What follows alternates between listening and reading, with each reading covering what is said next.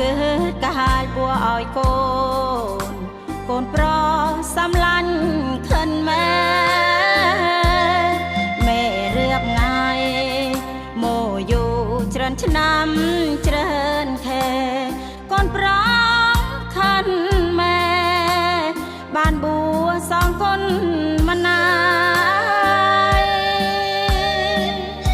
ម៉ែឃើញបងប្អូនចាប់កូនក៏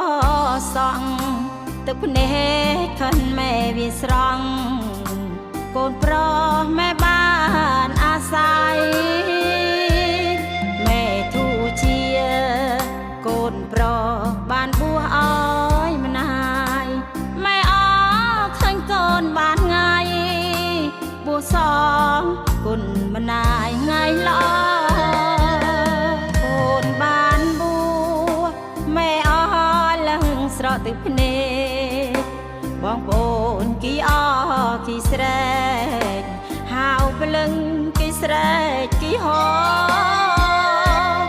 ម៉ែបានស្ដាប់គេហៅព្រលឹងព្លាកូនមកទឹកភ្នែកខិនម៉ែវិហោចេញមកព្រោះម៉ែអរខ្លាំងថ្ងៃណាថ្ងៃជាវេលាល្អឃើញកូនម៉ែស្លៀកឈុតសល្អជាងព្រះឯកក្នុងណាងថ្ងៃនេះថ្ងៃបុណ្យបួសកូនម៉ែអយ៉ាងខ្លាំង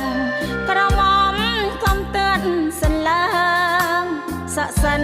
ចាំម៉ែតែនអើយ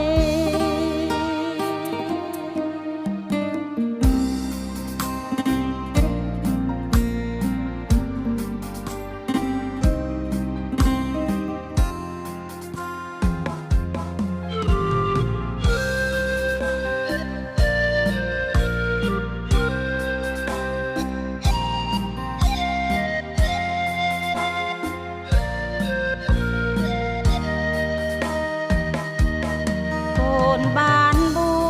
សម៉ែអរឡើងស្រក់ទឹកភ្នែកបងប្អូនគីអគីស្រែកហៅព្រលឹងគីស្រែកគីហោម៉ែបានស្ដាប់គេហៅព្រលឹងព្លាកូនមកទឹកភ្នែកខិនម៉ែវិហោចេញមកព្រោះម៉ែ